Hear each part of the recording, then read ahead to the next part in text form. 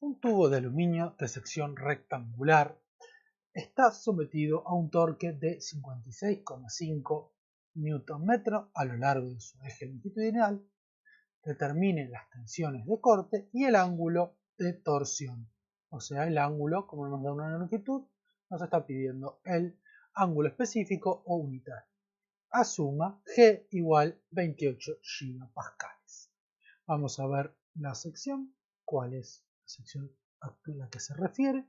Es la de la figura 12. Y como vemos, es una sección rectangular que no tiene espesor constante. Tiene 3 espesores diferentes. Y como bien explicaba en el ejercicio anterior, en este caso se trata de una sección cerrada simplemente conexa. O sea, de una sola celda. Bueno, ¿cuál es la diferencia de cómo se opera? Bueno, acá también vale la analogía de la membrana, pero ¿cómo se piensa esta analogía? Vamos a tratar de pensar un dibujo, ¿sí? Por si no quedó, para reforzar la teoría más que nada, ¿sí?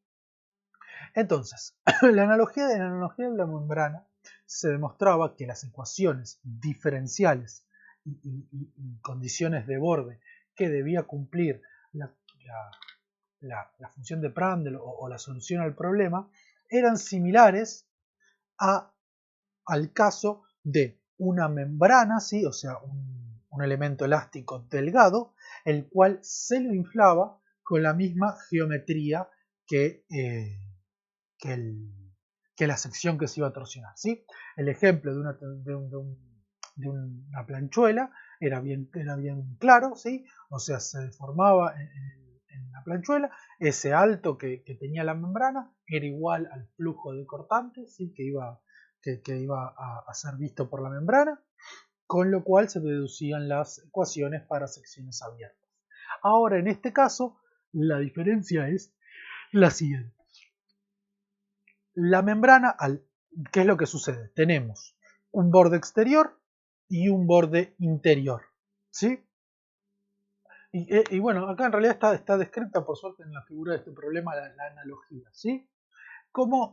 ¿De qué dependía el flujo de cortante? O sea, las tensiones de corte. Y bueno, las tensiones de corte eran justamente las derivadas de la pendiente, o sea, respondían a ver, la membrana, el volumen de la membrana era equivalente al torque que estaba sometido la sección. Entonces, las tensiones de corte equivalían a la pendiente de esta membrana, ¿sí? Y ahí, a partir de eso, surgía el H, que era equivalente a la altura de la membrana. Si asumíamos que en vez de la derivada era una secante, obteníamos que entonces que las tensiones de corte eran esta altura dividido el espesor, como podemos ver en la figura. Entonces, por ejemplo, la tensión 1 va a ser la altura H de la membrana dividido T1. Cuando tenemos, como en este caso, una sección tubular, lo que tenemos que imaginar es que la membrana es una placa rígida que representa el agujero y luego se empotra en el borde. Entonces, cuando se insuflaría aire por la parte libre, por la parte tubular de una sección, y este aire que se insufla, el volumen de este aire equivale al torque que aplicaríamos a una sección, la membrana, como vemos, rígida, o sea, en una parte rígida y en otra elástica, se levanta a esta altura H que equivale al flujo de cortante. ¿Sí? Por eso vemos que tiene una parte recta. ¿Sí? En el dibujo, vemos justamente este dibujo sirve para obtener ese concepto. ¿Sí? Y la membrana se asume que se deforma linealmente. ¿Sí? No es la realidad, pero bueno, esta es la aproximación. Entonces, con esta aproximación, como dije, surge la primera de las ecuaciones que vamos a usar. Voy a ir alternando con la figura. Entonces, dijimos que el torque aplicado equivalía estrictamente a 2 veces el volumen, no una vez como dije, 2 veces el volumen contenido en la superficie de la membrana. Si nos fijamos, es 2 veces. El área es el área media por la altura que se levantó la membrana. Bien, esta es la primera ecuación, con lo cual el flujo de cortante termina siendo T sobre 2A. Bien, Entonces lo que tenemos que hacer en primera instancia es calcular esta A, que es el área media. Entonces volvamos a la figura mientras la vamos haciendo. Como vemos, ya nos daba las cotas del área media, entonces tenemos 500, o sea, el perímetro en el área media, la longitud de los lados, 500 por 250 milímetros. Esto nos da 125.000 milímetros cuadrados.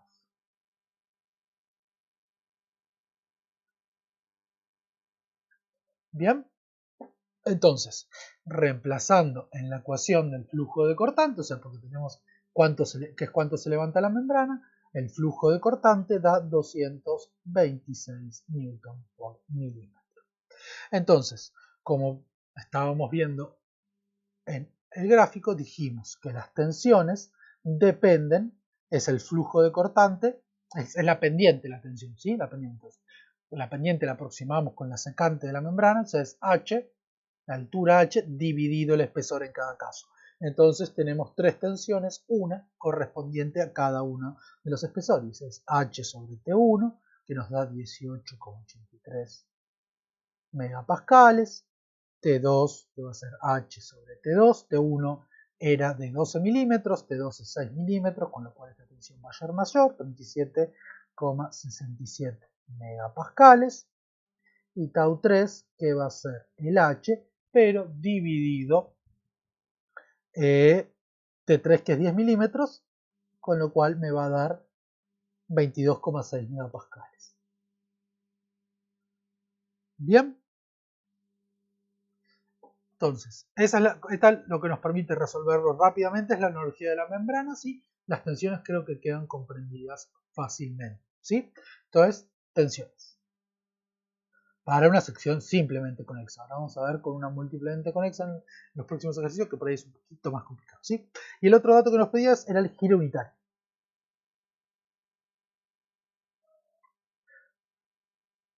Bueno, para el giro unitario ya tenemos que calcular la circulación de las tensiones de corte, ¿sí? O sea, la circulación en el perímetro de las tensiones de corte. Con lo cual, refiriéndonos nuevamente a la hoja de fórmulas, está justamente, entonces, es la circulación de las tensiones de corte en el perímetro, ¿sí?, de la membrana, dividido el área, dos veces el área, ¿sí? Dividido, por supuesto, el módulo de rigidez transversal. Entonces, ¿cómo nos va a quedar el tita? El tita va a ser H sobre 2AG por la integral de línea cerrada del diferencial de perímetro, ¿sí? De ese es el diferencial de camino del perímetro ahora, dividido T.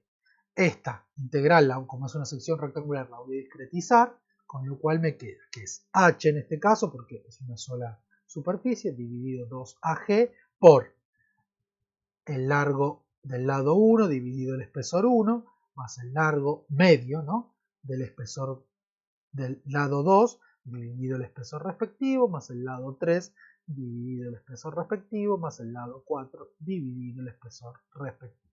¿Sí? Discreticé esta integral porque la fui haciendo en cada borde y después lo sumé, ¿sí?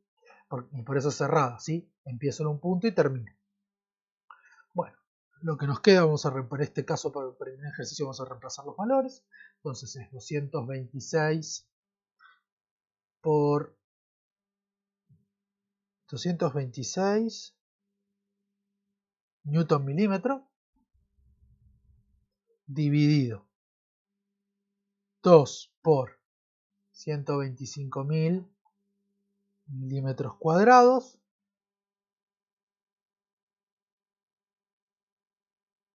por, vamos a ver, los lados, vamos al dibujo.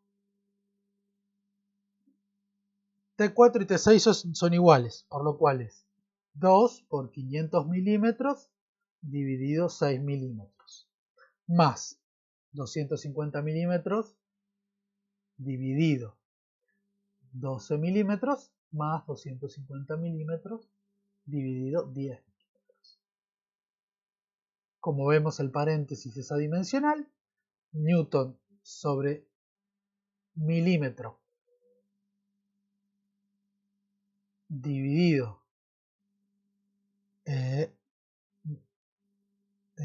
nuevo el torque newton sobre milímetro dividido milímetro cuadrado nos termina dando, cuando multiplicamos por...